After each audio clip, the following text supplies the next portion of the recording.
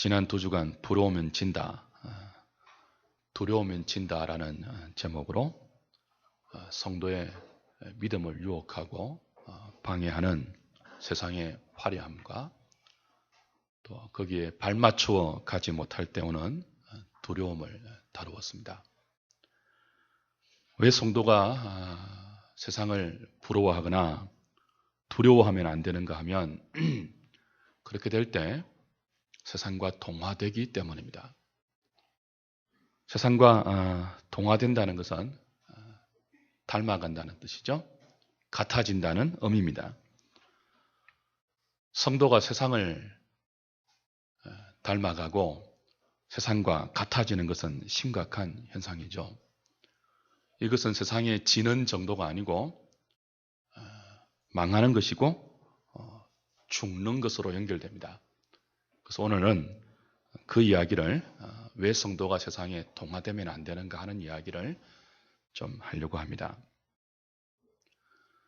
요즘 지구촌은 환경오염으로 인한 지구온난화 그리고 핵전쟁으로 인한 인류의 멸망, 대재앙 이런 것들을 염려하고 있죠. 사실 저와 여러분들이 잊고 살아서 그렇지 인류는 이미 오래전 노아 홍수라는 전체가 멸망한 멸망의 역사적 사실을 갖고 있습니다. 요즘 함께 공멸할지도 모른다는 위기감 앞에 있는 이 시점에 우리는 과거의 멸망의 사건을 돌아보는 지혜가 필요하죠. 모든 인류가 홍수로 멸망했던 이 홍수의 사건을 돌아보면 중요한 점이 발견되는데요. 그게 뭐냐 하면 노아의 홍수는 단순한 기후변화로 인한 자연재앙 정도가 아니고 세상에 관영한 죄악 때문에 하나님이 심판하신 심판의 결과라는 겁니다. 본문 5절, 6절, 7절이 그것을 말하고 있죠.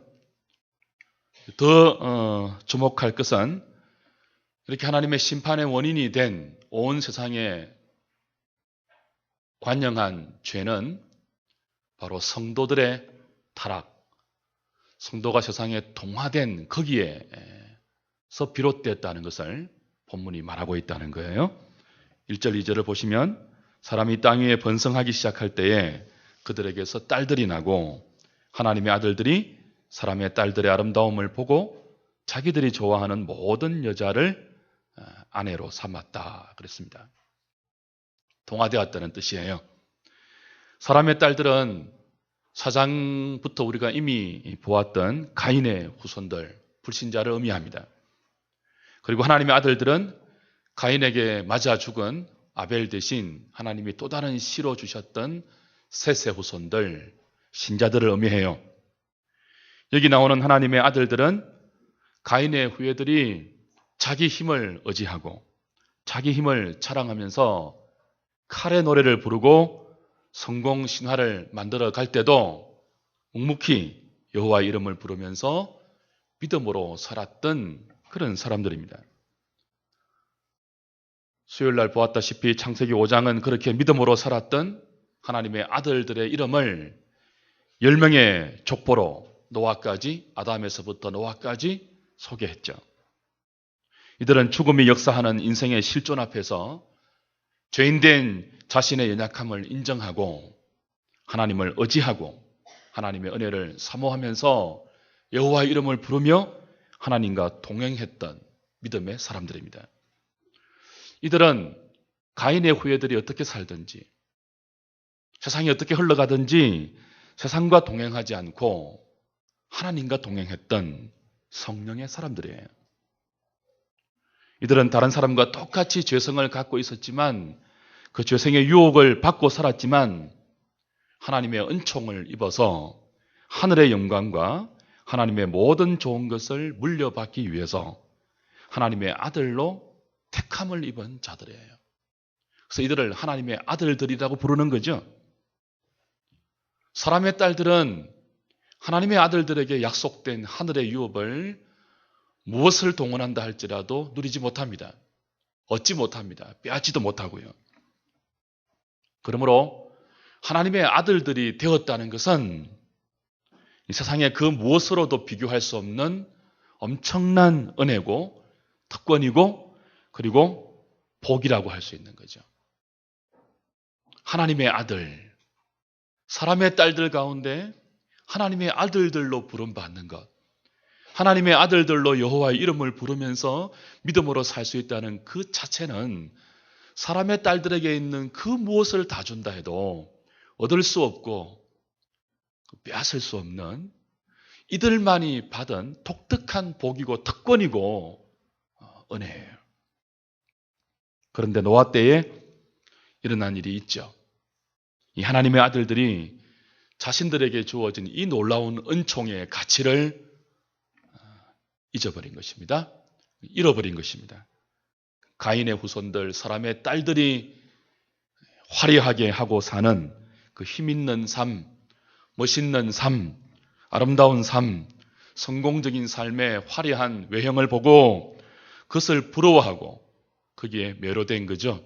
한 걸음 더 나아가 그렇게 살지 못하면 안 된다는 두려움에 빠진 거예요.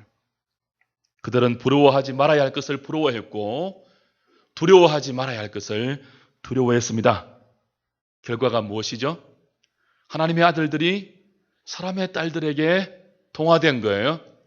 보기에 좋은 대로 결혼하고 섞여서 그들을 닮아간 거죠.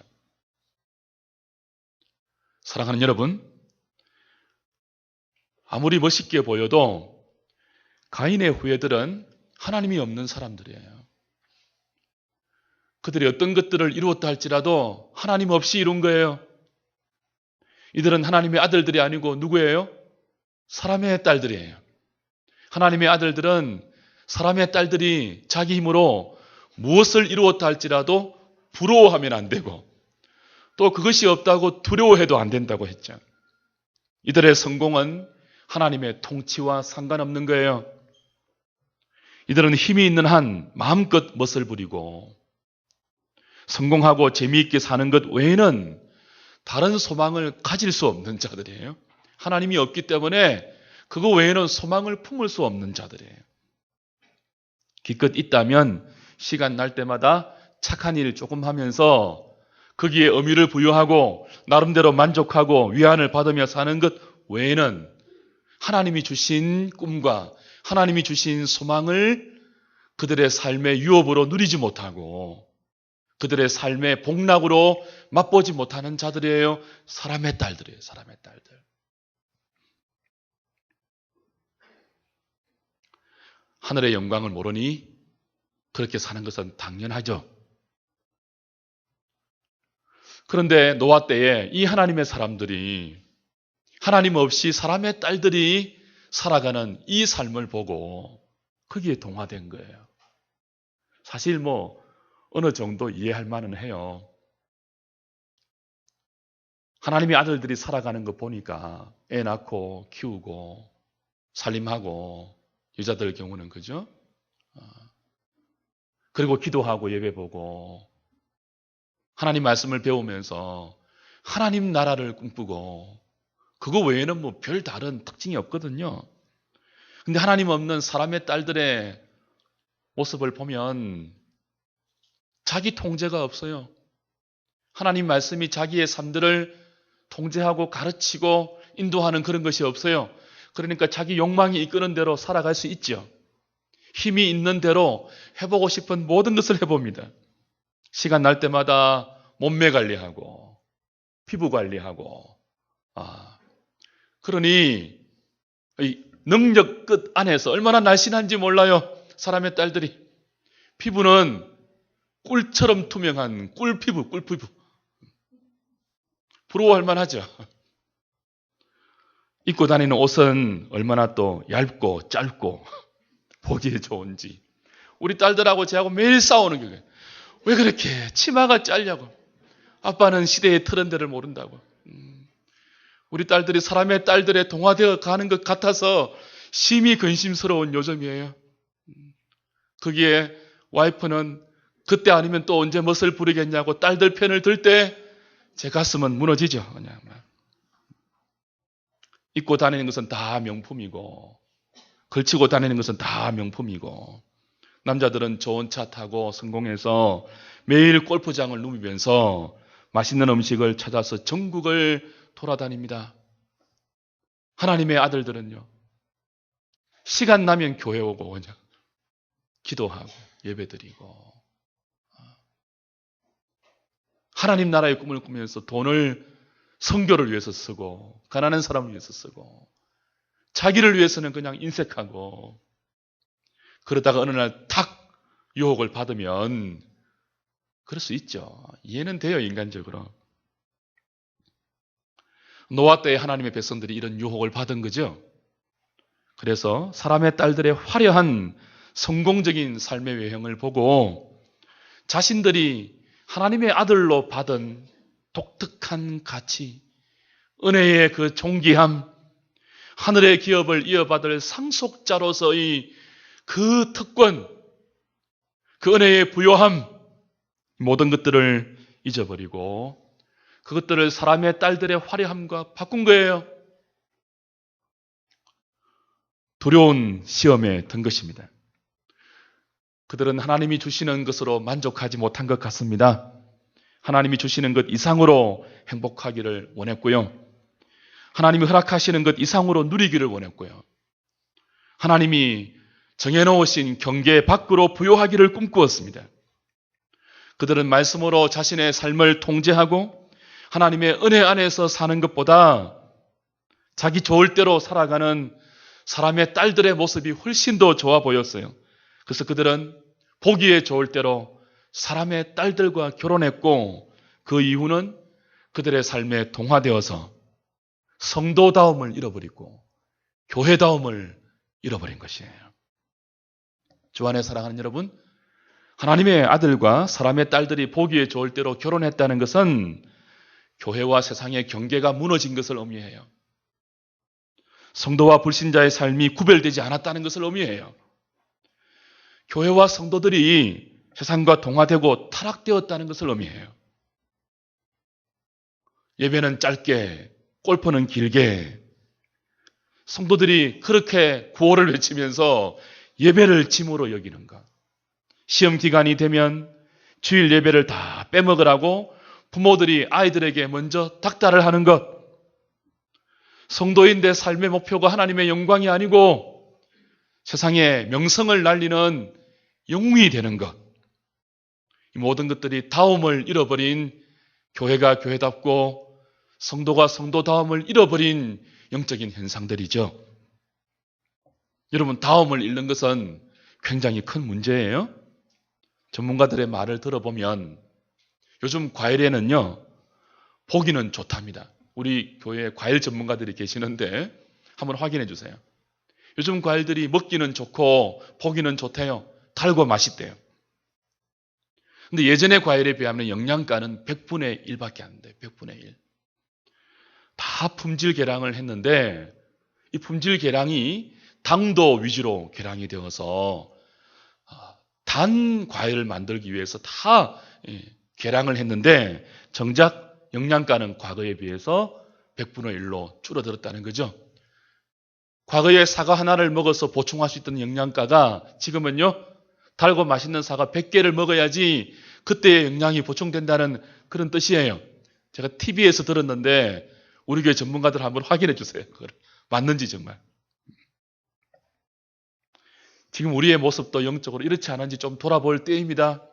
인류가 공멸을 걱정하고 있는 때이기 때문에 교회와 성도들이 예전에 비하면 참 많이 세련되어서요. 교회당도 멋있어지고 복음도 세련되어져 갑니다. 예배도 세련되어져 갑니다. 그러나 정작 성도와 교회의 그 순수함과 열정과 복음의 능력은 예전에 비하면 100분의 1로 줄어들고 있지 않는지 돌아보아야 돼요. 다움을 잃어버리고 있지 않는지 우리가 오늘 좀 생각을 해야 되는 거죠. 4절에 보시면요, 노아 당시 세상은 네피림과 용사들이 사람들의 명성을 얻었다라고 기록합니다. 네피림은 넘어뜨리다라는 뜻의 나팔이라는 단어에서 나온 단어예요. 거인, 그런 의미입니다. 큰 사람, 육체적으로 큰 거인을 의미할 수도 있지만 이 말은 수많은 사람을 넘어뜨리고 명성을 얻은 영웅, 그런 뜻이기도 합니다. 뒤에 나오는 용사와 일맥상통한 의미죠. 말하자면 그 당시에는 이 수많은 사람을 넘어뜨리고 이미 우리가 사장에서 확인했던 남에게 삶처럼 소년도 죽이고 자기 앞길을 막는 모든 사람들을 죽이고 이룬 그 성공신화처럼 여기 나오는 네피림과 용사들은요, 넘어뜨리고 죽이고 그렇게 해서 영웅이 된, 큰 사람이 된, 빅자이언트가 된 그런 사람들이에요. 당시 세상은 이런 사람들이 명성을 얻었고 다른 모든 사람들이 그 명성을 얻는 자리에 가고 싶은 그런 열망이 넘쳤던 사회라고 볼 수 있죠. 사랑하는 여러분, 하나님의 아들들은, 하나님의 사람들은요, 자신의 힘을 과시하는 네피림, 사람들이 용사처럼 떠받드는 영웅들, 그리고 모든 사람들이 그렇게 자기 힘을 과시하고 명성을 떨칠 수 있는 영웅이 되는 꿈을 가진 그런 가치관으로 세상이 흘러가는 것을 막아내는 역할을 해야 하는 사람들이 하나님의 아들들이에요. 같이 그런 세상의 가치관에 동조되어서 네피림이 되고 싶고 용사가 되고 싶고 영웅이 되고 싶은 그런 사람들이 아니고 세상이 다 그렇게 흘러간다 할지라도 그것을 딱 막아서고 마지노선의 역할을 하는 그런 사람들이죠. 하나님의 말씀보다 눈에 보이는 사람의 힘이 우대받고 그 힘을 가진 자가 영웅이 되면요, 다른 사람들은 다 바보가 되는 거예요. 힘 있는 한 사람이 영웅이 되고 그런 사람들이 명성을 얻고 그런 사람들이 추앙받으면요, 다른 사람이 뭐가 된다고요? 바보가 되어요. 바보가. 하나님도 바보가 되어요. 그래서 하나님의 사람들은 사회가 그런 가치관으로 매몰되지 않도록 딱 버티고 서서 그 가치관이 홍수처럼 밀려올 때도 막아서는 마지노선이 되어야 돼요. 마지노선이. 근데 노아 때에 그 마지노선의 역할을 해야 할 하나님의 아들들이 그 선을 무너뜨린 거죠. 부러움에 지고 두려움에 져서 동화되고 마지노선이 무너진 거예요. 그 결과는 하나님이 120년의 회개의 기간을 주시면서 120년 동안 하나님의 아들들이 회개하지 않고 너희들이 다시 마지노선의 역할로 그 자리로 돌아가지 않으면 내가 세상을 물로 쓸어버리겠다. 노아에게 홍수를 예고하시고 120년 동안 방주를 지으면서 심판의 복음을 이야기하라. 구원받을 수 있는 길은 방주 안에 들어오는 것이다. 복음을 전하라. 믿음으로 방주를 지어라. 120년의 기간을 주시면서 하나님 백성들에게 돌아올 기회를 주셨어요. 우리가 알고 있는 게 뭐예요? 노아가 믿음을 가지고 방주를 지었습니다. 120년 동안에. 그리고 사람들에게 비가 온다고, 홍수가 쏟아진다고, 하나님의 심판이 있다고. 이건 노아만이 아니에요. 이미 에녹도 그랬어요. 에녹도 유다서를 보면은 에녹은 하나님의 심판을 사람들에게 외쳤어요. 에녹이나 노아나 창세기 5장에 나왔던 하나님의 아들들의 족보에 있는 이름이죠. 그렇게 살았어요, 사람들이. 그런데 듣지 않았다는 말이죠. 세상의 죄악이 관영해졌습니다. 하나님의 아들들이 세상에 동화되자, 마지노선의 역할이 무너지자 세상의 죄악이 관영해졌어요. 이거는 당연한 이치 아니겠습니까? 마지노선이 무너지면 더 이상 막아낼 데가 없잖아요. 하나님의 아들들조차 사람의 딸들의 그 아름다움에 매료되어서 그들과 결혼하고 섞여서 동화되기 시작하니까 세상은요, 더 이상 죄를 막아낼 믿음의 사람들의 세력이 없어진 거죠. 그러니까 물밀듯이 죄악이 세상에 관영할 수밖에 없는 거죠. 하나님은 그런 세상을, 또 그런 하나님의 아들들을 탄식하면서 내가 물로 다 쓸어버리겠다 라고 말하시는 장면이 오늘 본문의 내용입니다. 주 안에 사랑하는 여러분, 노아의 홍수는 하나님의 백성들이 하나님의 은혜를 가볍게 여기고 그 은혜를 무시할 때 일어난 일인 것을 우리는 기억할 수 있어야 됩니다. 하나님의 백성들은요, 다른 것 두려워해서는 안 돼요. 우리의 삶에서 하나님의 은혜가 떠나는 것을 두려워해야 돼요. 우리의 삶에서 믿음의 마지노선이 무너지는 것을 두려워해야 돼요. 내가 세상과 동화되고 세상을 닮아가고 세상과 같아지는 것을 두려워하셔야 돼요. 세상의 속도에 발을 맞추지 못하는 것을 두려워하시지 말고 여러분이 세상과 닮아가는 것을 두려워하셔야 돼요. 이재철 목사님이 비전의 사람이라는 책을 지었는데 그 책을 보면 이런 이야기가 나와요. 유럽의 오페라 무대에서 나비 부인의 주인공으로 발탁되는 것은 쉬운 일이 아닙니다. 근데 우리나라 여자 성악가 한 명이 이 오페라 나비 부인의 주연으로 어떤 조연도 거치지 않고 바로 주연으로 발탁된 사건이 있죠. 이 자매는 이태리에서 수년을 유학했지만 빛을 보지 못한 자매입니다. 데뷔도 하지 못하고 오페라의 조연도 역할을 따내지 못했던 그런 자매예요. 내가 왜 이럴까? 실력이 모자란 것은 아닌데 왜 이렇게 자리를 잡지 못하고 데뷔를 하지 못할까? 고민하고 기도하다가 자매가 내린 결론은 외모 때문이 아닐까?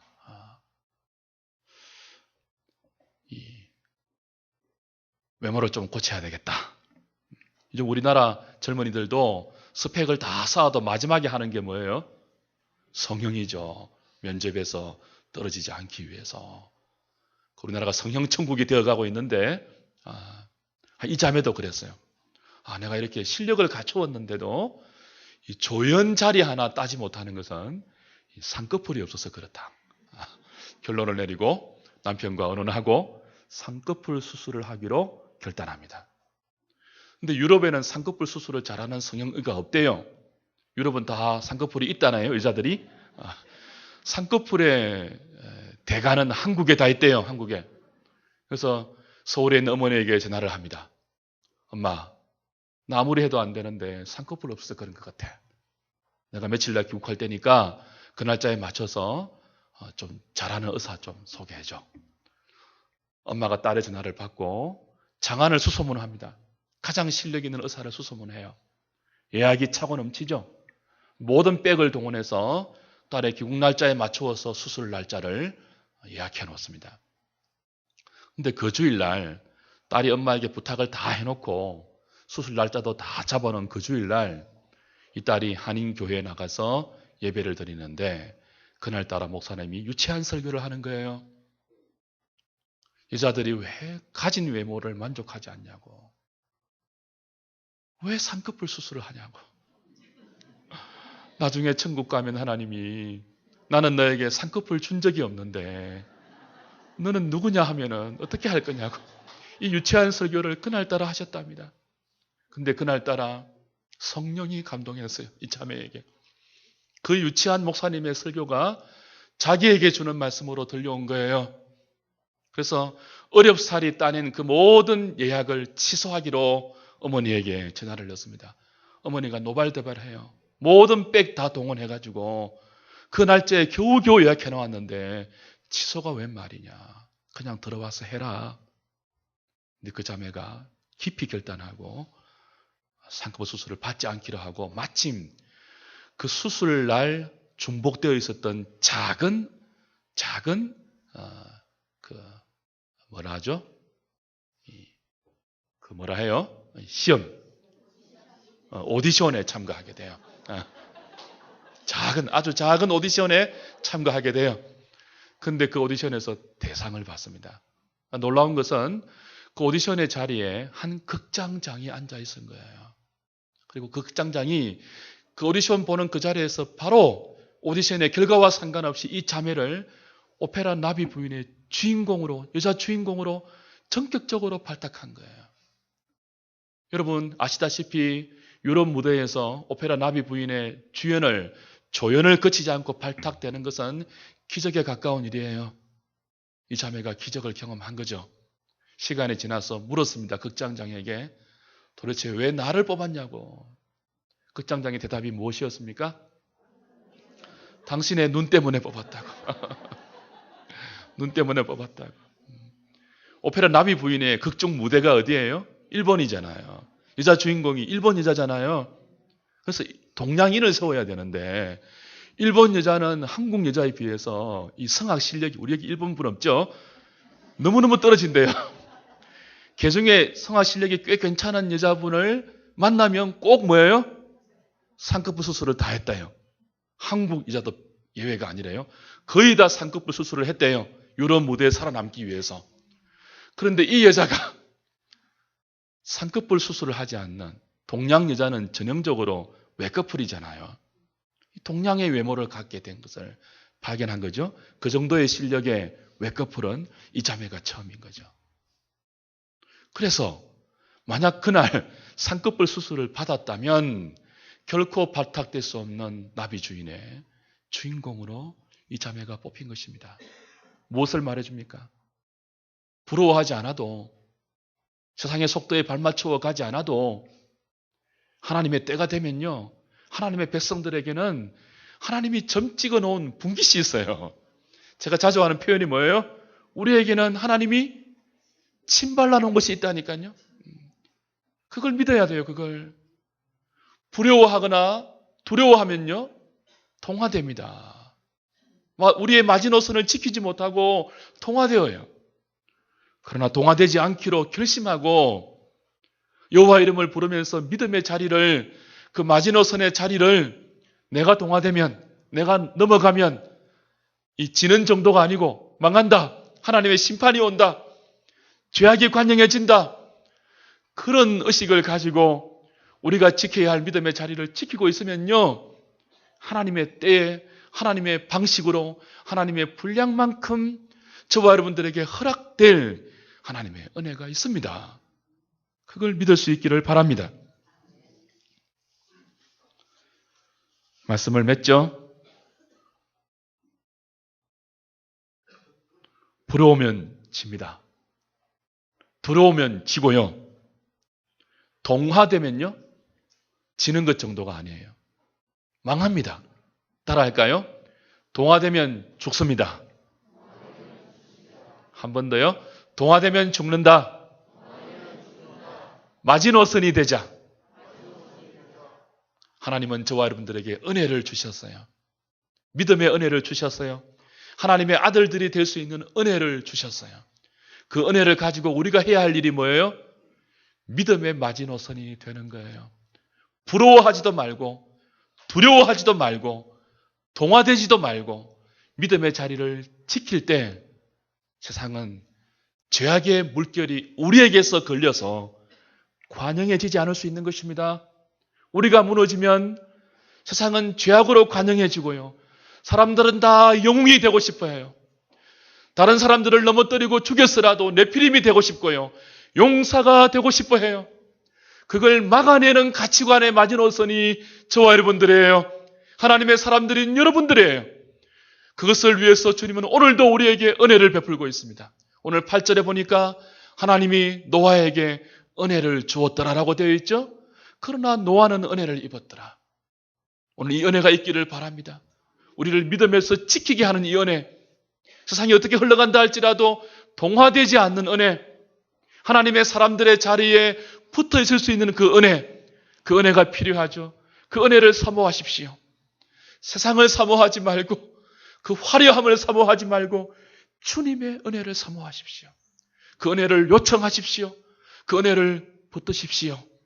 그리고 부러움에 넘어가지 말고, 두려움에 기가 꺾이지 말고, 동화되지 말고 여러분의 자리를 믿음으로 지킬 때 하나님이 저와 여러분들을 사용하셔서 용사의 꿈으로 넘쳐나는 세상 속에서 믿음의 존귀함과 믿음의 역사들과 믿음의 아름다움을 우리를 통하여 흘려보내실 것입니다.